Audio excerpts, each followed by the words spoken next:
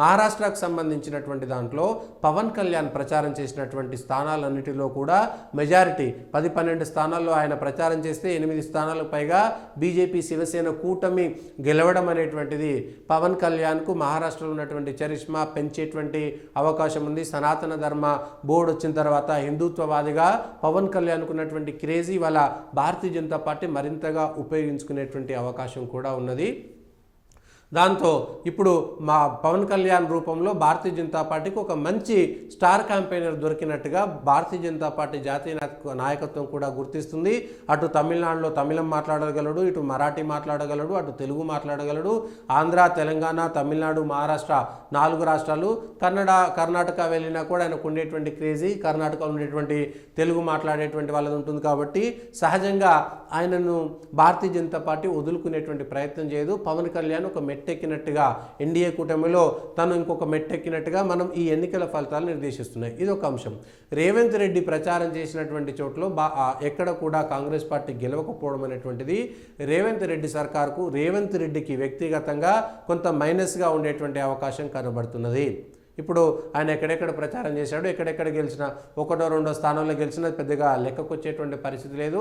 సరే, రాహుల్ గాంధీ ఓటమి చెందిన తర్వాత రాహుల్ గాంధీ తిరిగినా ఎక్కడ గెలవకపోవడంతో ఇప్పుడు దాన్ని ఏ విధంగా మనం ఆలోచిస్తామంటే తెలంగాణలో రేవంత్ రెడ్డి పైన కూడా కొంత ప్రభావం పడుతుంది. తను వెళ్ళినా కూడా అంత పెద్ద నాయకుడు కాదు. ఆయన మాట్లాడితే ఖచ్చితంగా హిందీ మాట్లాడుతున్నాడు, ఒక మంచి ప్రామిసింగ్ లీడర్, ఎదిగేటువంటి నాయకుడు, జాతీయ స్థాయిలో ఏఐసీసీ గుర్తించగలిగేటువంటి నాయకుడైనటువంటి ఒక ముద్ర కోల్పోయేటువంటి ప్రమాదం కూడా రేవంత్ రెడ్డికి పడిందనేటువంటి విషయం మనం చెప్పుకోవచ్చు. మరి ఇంకా ఒక పాజిటివ్ ఏంటంటే అక్కడ గెలుచుంటే గనక రేవంత్ రెడ్డి వాల్యూ పడిపోయేది. రేవంత్ రెడ్డి తెలంగాణలో హీరో, ఆయన గెలిపించాడు అనేటువంటిది ఒక మాట ఇప్పుడు ఉంటుంది. ఇక్కడ ఒక కాంగ్రెస్ పార్టీ ముఖ్యమంత్రి ఉంటే రేవంత్ రెడ్డి విలువ కూడా తగ్గిపోతుంది. కాబట్టి ఇప్పుడు రేవంత్ రెడ్డి విలువ ఒక విధంగా పెరుగుతుంది. అధిష్టానం దగ్గర ఆయన భారం పెరుగుతుంది, ఆయన మీద భారం ఉంటుంది.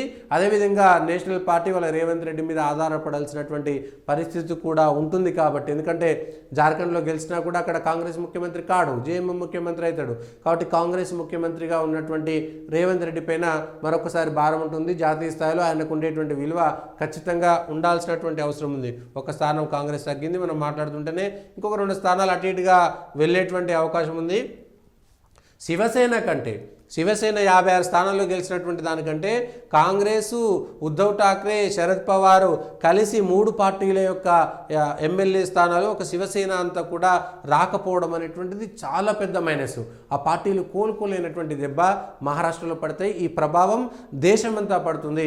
రేపు పొద్దున ఆమ్ ఆద్మీ పార్టీ ఢిల్లీలోనో లేకపోతే తమిళనాడులోనో లేకపోతే బీహార్లోనో జరిగేటువంటి ఎన్నికలు తర్వాత వచ్చేటువంటి రాష్ట్రాలపైన ఖచ్చితంగా ఆ ప్రభావం ఉంటుంది. పెద్ద రాష్ట్రం కావడం, ఆర్థిక రాజధాని కావడం, దేశవ్యాప్తంగా చర్చ జరిగేటువంటి స్థానం కావడం కూడా మహారాష్ట్రలో ఉన్నటువంటి ఒక గొప్ప అవకాశం అని చెప్పుకోవచ్చు. ఇట్లా ఇటు మహారాష్ట్రకు సంబంధించినటువంటి ఇటు పవన్ కళ్యాణ్ ఒక కొత్త నాయకుడు దొరికాడు, రేవంత్ రెడ్డి కొంత మైనస్ దొరికింది, అక్కడ మైనస్ జరిగింది.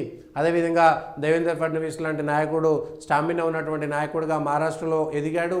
అది దేశవ్యాప్తంగా ఆయనకు ఒక పేరు వస్తుంది, ప్రామిసింగ్ లీడర్గా ఎదగడానికి అవకాశం ఉంటుంది. మహారాష్ట్ర నుంచి పోయినటువంటి నాయకుడిగా ఆయనకు అదొక ఉపయోగపడేటువంటి అంశం. ఇక జార్ఖండ్